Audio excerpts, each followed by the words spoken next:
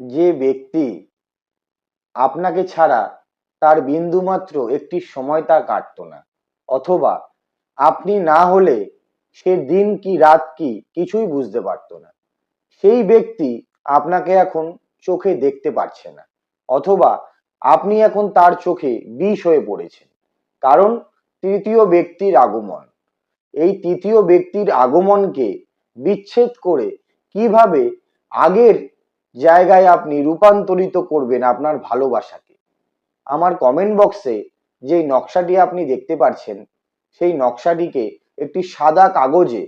কাকের পালক দ্বারা কালো কালি দিয়ে অঙ্কন করে নকশাটির পেছনের দিকে